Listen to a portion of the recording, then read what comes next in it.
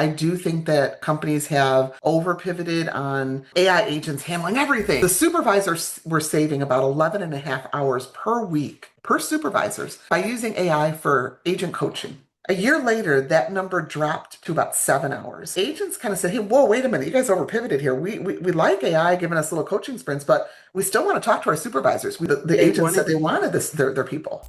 I just covered a story on IKEA, how they implement this bot. Instead of replacing 8,500 workers, they upskilled the workers. Now they're leveraging them Yeah, as interior designers because they have all the tribal knowledge. They understand the love product. it. AI does not eliminate work. If I needed a claim process yesterday, I'm going to need a claim process tomorrow. If I needed bank transfer yesterday, I'm going to need one tomorrow. What AI comes in and does is fundamentally redistribute who is doing the work.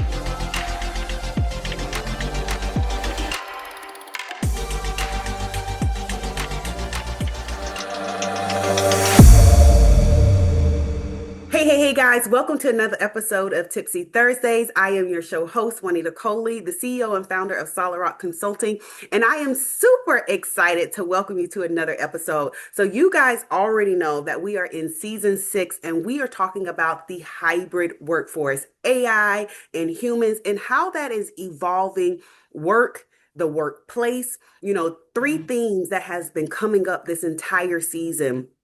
And even at our AI in the Wild dinners that we've been hosting globally, is how work is being redesigned in real time, right? And that's from two components, right? Not only how AI is entering into the workforce in creating new work types and new work categories, but also how it's creating new titles for employees, the new work titles for people, and how HR is having to recruit for different types of talent. So how work is being redesigned is one thing that has been coming up in all of the episodes.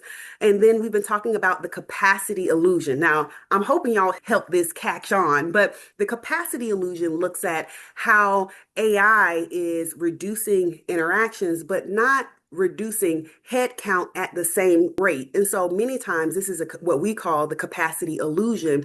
And you need to be very aware of that as you're thinking about your workforce in the workplace. And then the last theme that has been coming up all season long that I'm super excited to kind of really talk about is visibility and governance, right? As we think about how AI is pushing further and further into the workplace and creating these hybrid workforces, it's really important that we, as leaders, we take more of a look beneath the surface to really understand how we're looking at compliance, how we're looking at quality, how we're looking at all of these things. So again, I'm so excited about this episode because I get to present to some and introduce to others the amazing, the epic Robin Gareiss. Robin, thank you so much for being a guest on the show today. You could be anywhere, and you always are as an A-list analyst in the space. So thank you so much for being a guest on the Oh, show today. Juanita, thank you for having me. I'm honored to be on the show with you. I mean, talk about an epic person that everyone knows out there. It is you. So I'm really delighted to be here. Well, I'm so excited to interview you because, you have made a post a couple weeks back and you were talking about how the workplace is evolving, the type job titles. We were talking about this hybrid, workforce. And you made a post and I was like, see, I told you guys, like I absolutely love your research. I'm a big fan, especially, being a workforce person, a workforce Yeah. management by trade, analyst by trade. I'm a data geek, so I absolutely am a fan of your work over at Metrigy and the research and the work that you put in. So before we hop into the questions, this is a rapid fire, but before we hop into the questions, can you tell the audience a little bit more about yourself and what your day-to-day looks like? Day to day is never the same, that's for sure, Juanita. You probably know that too. So yes, I'm CEO of Metrigy, and what we conduct a lot of research. So we go out there and we are interviewing and surveying ITCX and AI leaders at companies. We also are studying consumers and what do consumers think of AI as being the recipients of it from businesses. So we really look at both sides of that. And then we also, of course, gather things like market size and market forecasts and market shares and all that kind of stuff. But what's really interesting is when you put together the data around what businesses are doing and what they're delivering and what consumers actually want. And there are a lot of gaps there. So one of our goals in the research is to just kind of let people know there's a gap here. You're doing something different than consumers want. So we need to align those gaps a lot. And it also kind of extends to the employees. A lot of times you'll have, the strategic and the IT people at companies delivering, capabilities, technology capabilities, and they don't really market it to the employees. And I'm not even talking about training. It's really more about not how do I use this technology, but why should I use this technology?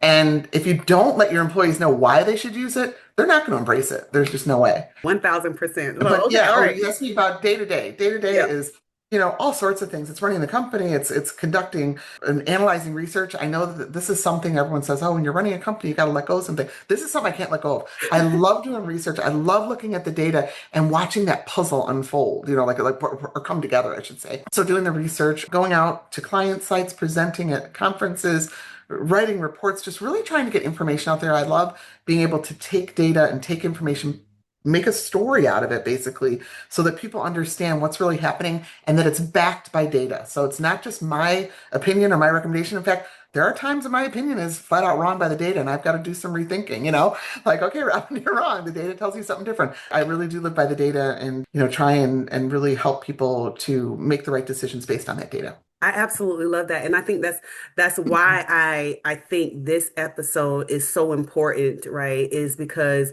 like you said, sometimes you find like, hey, the thought that I was thinking, and how I would have processed this, the data Mhm. shows something different. And so now you're having Exactly. to go back and think. It probably actually furthers your research. You're like, well, why is this the case? Because I would have thought naturally that this would have been this way, but the research is showing this. So I'm super excited to dive into today's episode with you. Likewise. So, the first question that I've been asking every leader that comes on is what's the one thing in customer experience that is still making you tipsy? And by tipsy, I mean, what's a challenge that you're still seeing in the space when you think about customer experience? Great question. I think there's a lot of things. We could have like an hour-long episode on that one. But I guess, a few things that stand out to me. One I just mentioned, and that is the gap between business and consumer expectations, desires. I think in many cases you see companies over pivot on certain things. So, for example, I do think that companies have over pivoted on AI agents handling everything, and Mm-hmm. we saw that in our research. Last year, that was where the bulk of the spending was going. This year, it's flipped. Oh, we're really focusing on prioritizing AI to help human agents serve customers, right? More the agent assist functionality. Hmm. And I think you need both. I really do. But I don't, humans are not going away. And I don't think that you have a good, very successful contact center without AI helping humans nowadays. I mean, I think you have to have that. I think it makes humans a lot better. So I think, that's probably one of the challenges is, okay, as a company, where do I invest this money? I've got the C-suite telling me, we need more AI, we need more AI. And it's like, okay, well, where do I go with it? What do I invest it in? So I think that's one of the challenges right now is figuring out what should we be doing? What do consumers want? Are we aligning with our consumers? And by the way, that means that you have to be doing a lot with analytics. You have to have a Yes. voice of the customer program. You have to align what your customers want with what you're delivering. And then I would almost put that in a triangle and basically say, what are we doing? What do our customers want? And what do our employees want? We want to make sure employees are happy. Employee satisfaction equals customer satisfaction. We've documented that with data over and over again. So I think that's a real important thing. One of the other really interesting data points, by the way, within companies that we found. So in 2024, we saw companies spending, or I should say agents, the supervisors were saving about 11 and a half hours per week per supervisors by using AI for agent coaching. A year later, that number dropped to about 7 hours. And what we were hearing in our interviews and in our supporting data was that agents kind of said, hey, whoa, wait a minute, you guys over pivoted here. We like AI giving us little coaching sprints, but we still want to talk to our supervisors. We still want Mm-hmm. coaching from our supervisors. We still want the supervisors to tell us, all right, here's your prioritization. Here are some of the things that we've learned, but here's what you need to do.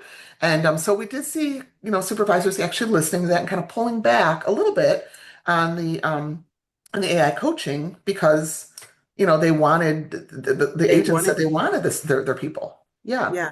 It's so funny that you mentioned that because one of the things that I've been predicting and I've been saying, which is why I love your data, right? It's Well, backing one me of up. the things that I've been predicting is that with AI moving further and further into the workplace and more of the levels using AI, what I've been saying is that we're going to see that it is going to drive more desire for human connections. We're going Oh to my see gosh. Yes. people, while people are saying, oh, hide your wife, hide your kids, AI is going to take all the jobs, AI is going to take over. I firmly believe that it's actually going to create a desire for more human connection, more real, thoughtful, relationship building. We actually have the data to back up exactly what you're saying. And I totally agree with that. And I was just speaking about this exact thing at a conference. I totally agree with you, and we've got the data to back it up. So the premise is AI is making humans better. AI assist is making humans better. Undoubtedly, we're seeing CSAT scores increase by about 25% because of AI helping humans. We're seeing the data back that up. And then, so what we did was we asked companies, is AI making your human agents better? Overwhelmingly, the answer is yes. Because of that, is AI triage or AI routing sending more calls to human agents because the response is better, the outcome is better? Overwhelmingly, two-thirds of companies say yes. Oh, So it's wow. like, yeah, so what you're saying is exactly what we're seeing.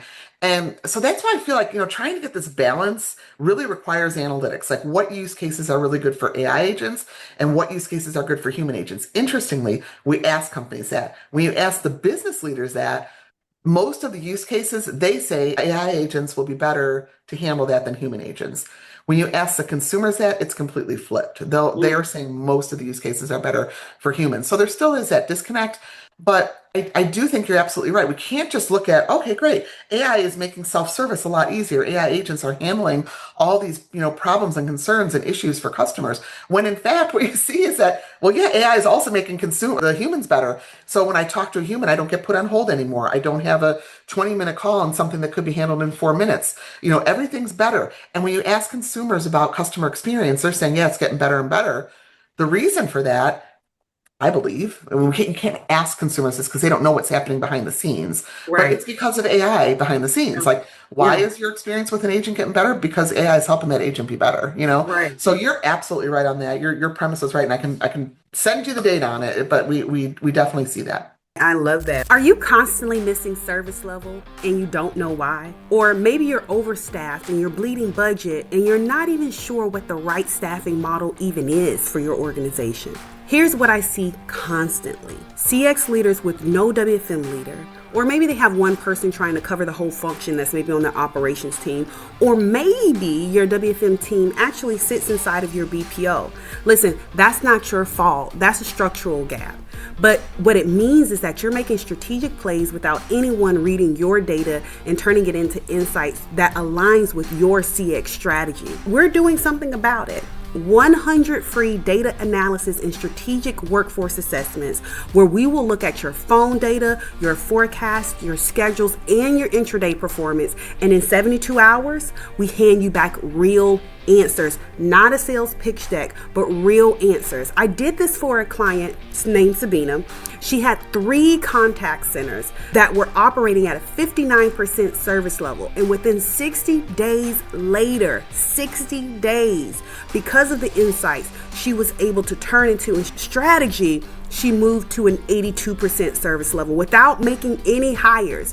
But what mattered most is she got her evenings back. She trusted her data. She was able to lead her operations team, have a strategic strategy that worked for the organization. This is completely free.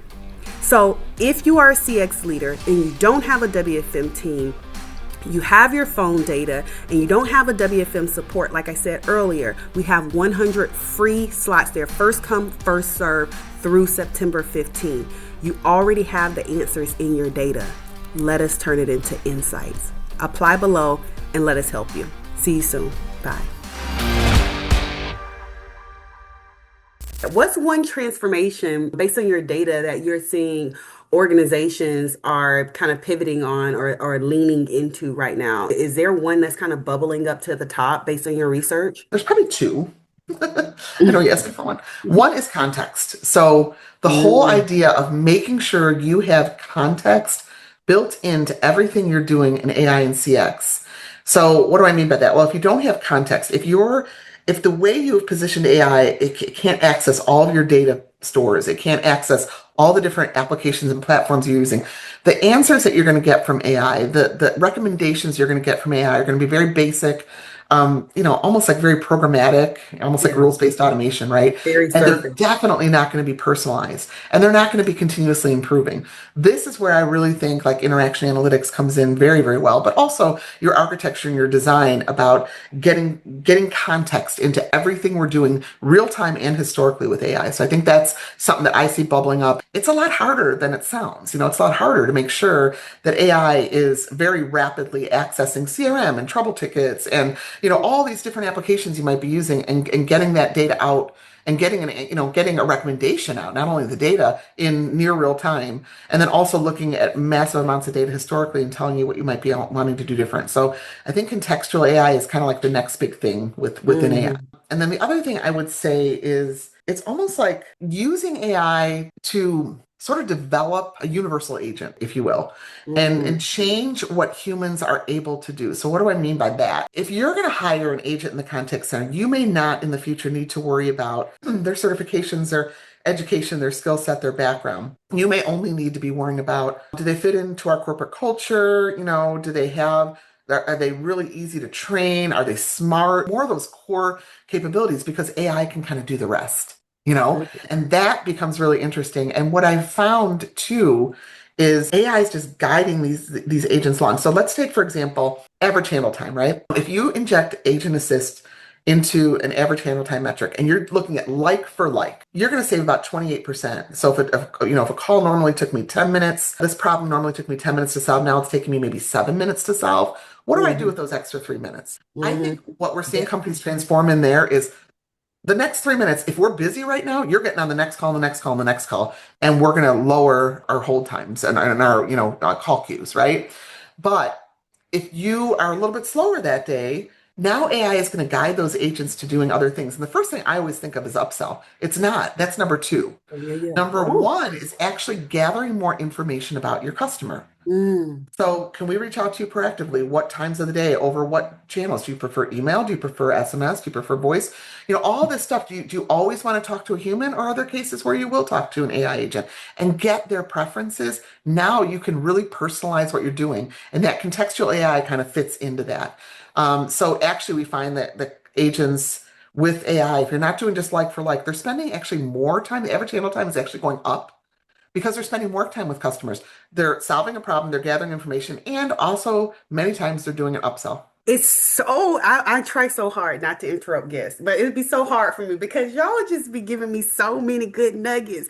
I was working with the customer and they were talking about the point that you're talking about not necessarily doing the upsell piece, but talking about how it was in healthcare. They were gonna make some health plan change and they knew that this was gonna drive the volume. So what they did, rather than wait until the health plan change went into effect and the mailer went out in the mail, they proactively created an outbound campaign, had agents calling out to give that information and kind of prep the members so that they would be aware of what was going to be happening and that they were going to be getting this letter in the mail. They didn't need to call in and all the different things.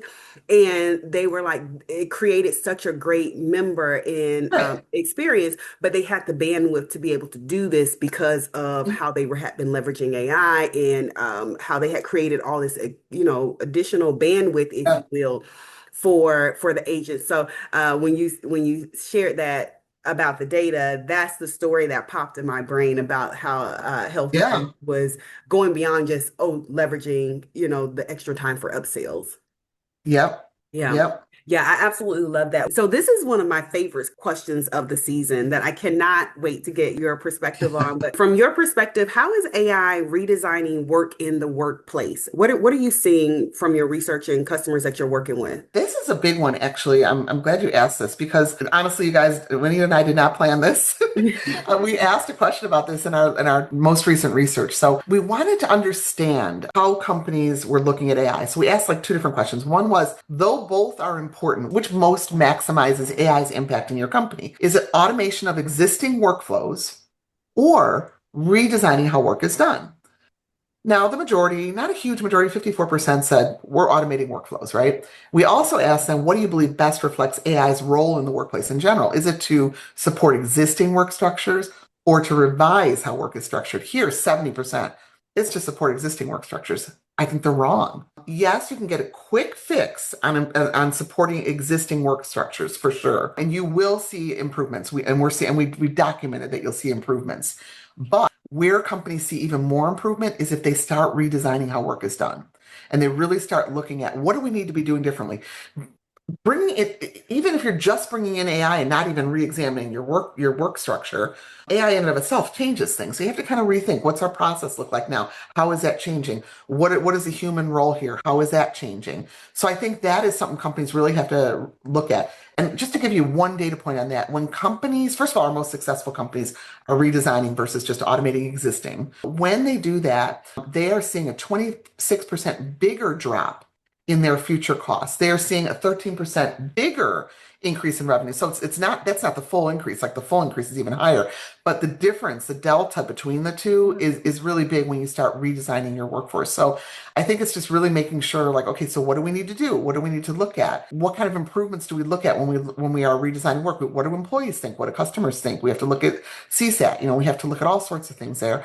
So I think that's one of the big ones in terms of redesigning work. We do see, by the way, about 42% of companies saying that they think AI's impact is going to result in a shorter work week. Same pay, Mm. shorter work week, which I think I would love to see. I don't know if, competitiveness and capitalism, in general is going to support something like that. You know what I mean? Because you've got I think it's a entrepreneurs who are going to culture say, oh, we thing. want, yeah. I could see that happening abroad Mhm. quicker than I could Mhm. see that Yeah. happening in the US. But I think Chick-fil-A does it, like, Yeah. I mean, all it's the going to take is for a couple big companies to do it, and companies then to maybe we'll start start doing it. seeing more of it. Yeah. Yeah. But And I think it's a matter of like culture and timing and that's right. what's happening at the particular point in time. Because there was a point in time, right, where companies just could not fathom and figure out how they could have their workforce be remote.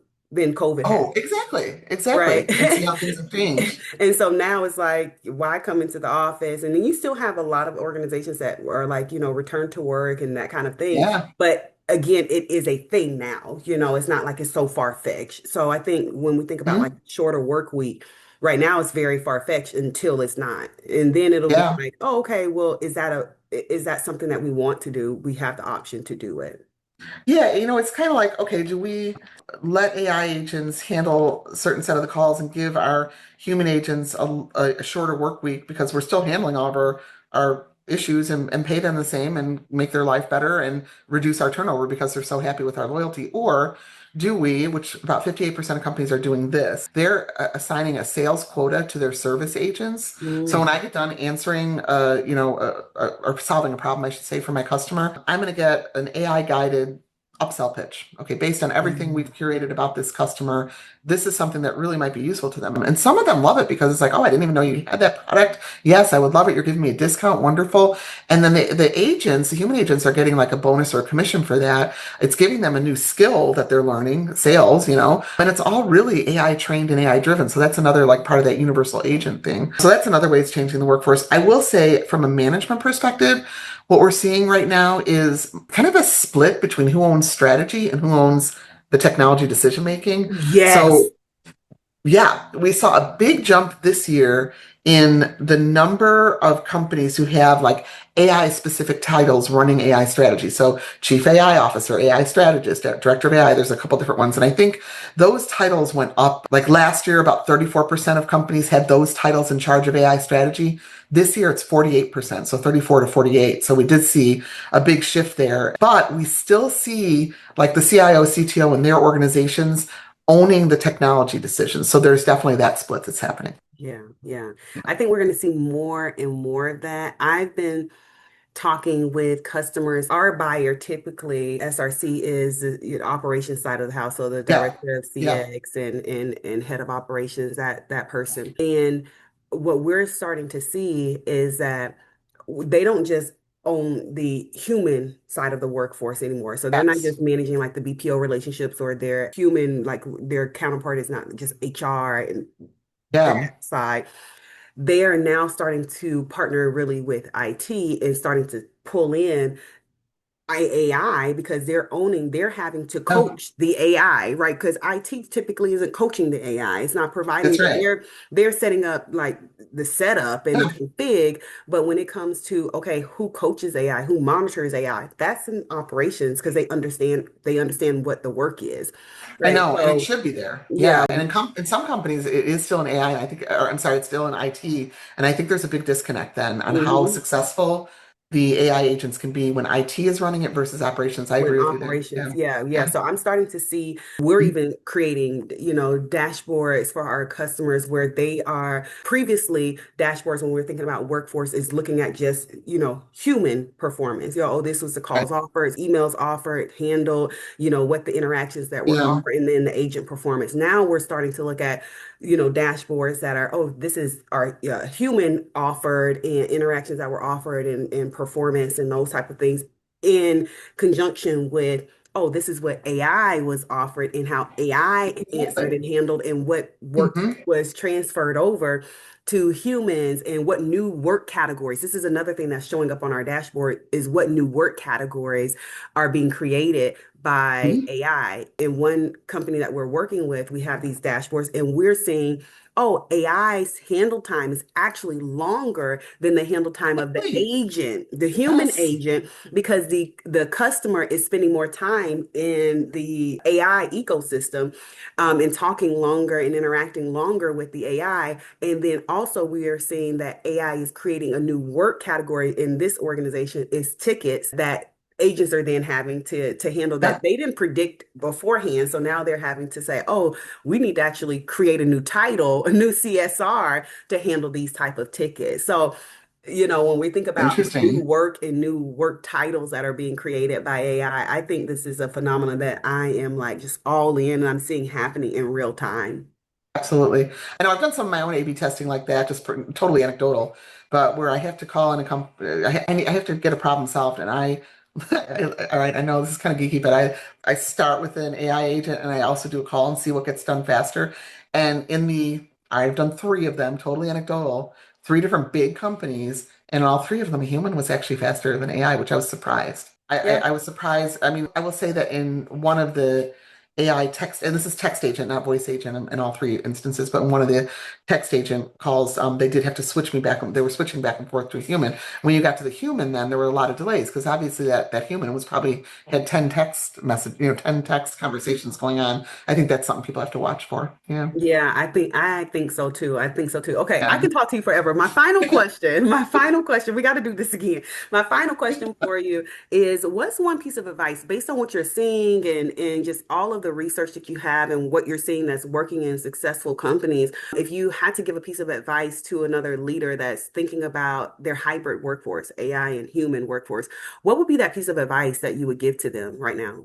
I would probably say to really embrace it and to explain to really make sure that your employees, that your human employees understand why you're doing it. Why should they, what is it doing for them? Is it giving them a new skill? Is it helping them to generate more income by sales? Is it, helping them not to have as many customers yell at them? Like, what's the benefit to them that's going to help them embrace it? I think that that's really nervous. And I would say to the employees themselves, embrace it. Like, be creative, figure out how AI can make you better. It's not going away. I think the people who are going to do really well at it are the ones that are going to embrace it and really figure out new ways, new uses of it. I will, like, we open this talking about how AI is actually creating more jobs than it's eliminating. So I really want to point that out. I have research on it. I have looked at this very carefully. Let me explain. About 44% of companies say that AI is creating jobs. About 23% say it's eliminating, and some say both. And about 42% say we don't see any change at all because of AI. Now, among those companies that say that they're both creating and eliminating jobs, 66% say that AI has actually created more jobs than it's eliminated in their companies.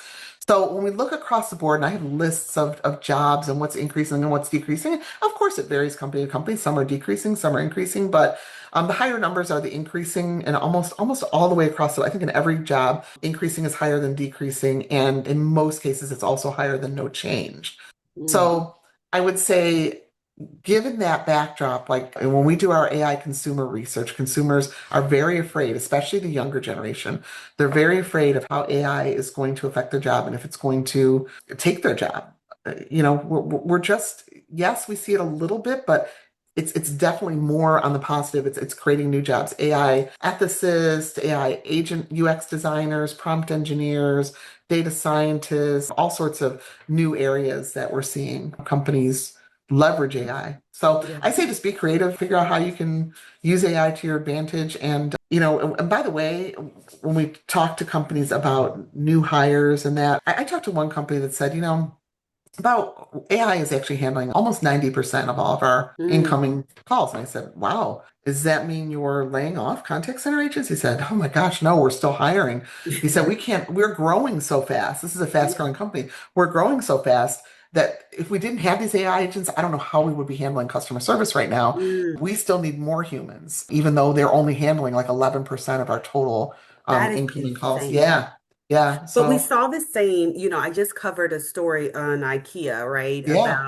About how they implement this bot, and instead of replacing 8,500 workers, they upskilled the workers. Now they're leveraging them Yeah. as interior designers because they have all the tribal knowledge, they understand the Love product. it. Like, and so I absolutely love that. And again, I've been saying this for the longest. It's a hill that I will live on. We don't need to die on the hill, but it's one that I will live on around, AI does not eliminate work. It just doesn't. It's a myth. It does not eliminate work. If I needed a password reset yesterday, I'm going to need a password reset tomorrow. Correct. If I needed a claim process yesterday, I'm going to need a claim process tomorrow. If I needed, a bank transfer yesterday, I'm going to need one tomorrow. What AI comes in and does is fundamentally redistribute who is doing the work right now. Like, oh, AI can do this work to free up the humans to do something completely different, right? Maybe something they So, weren't even doing before that can improve the company, you right, know? exactly. And so I think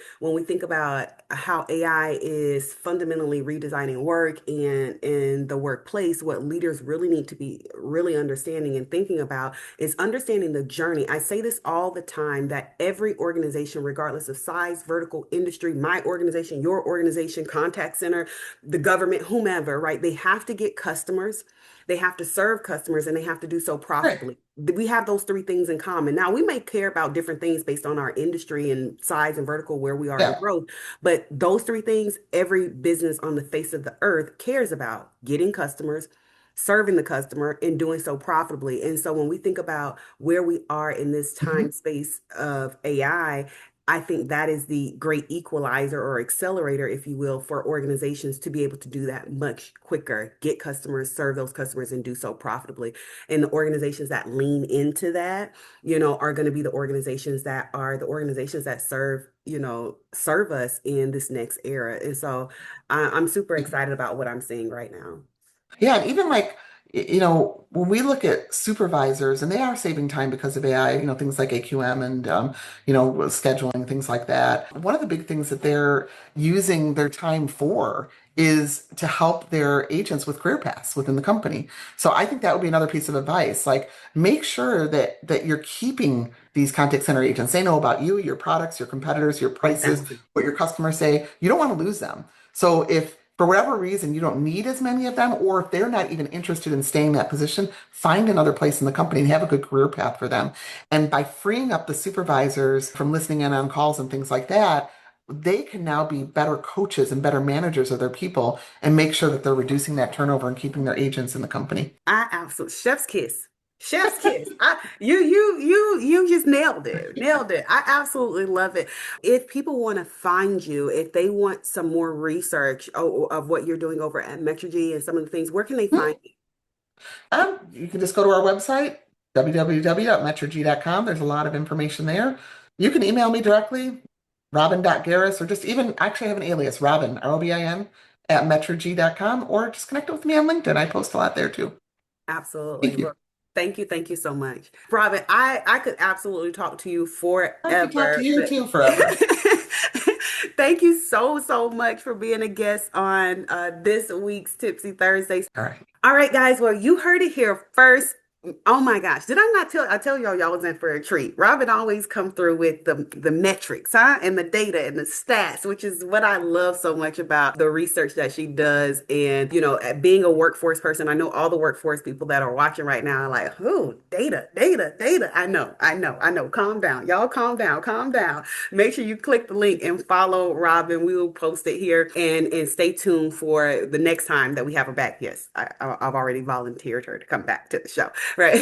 But she covers so many great nuggets and points around, the gap between what, organizations are saying and what consumers are saying. She talked a lot about how work is being redesigned and how she's actually seeing how organizations are seeing that their AI is creating more jobs.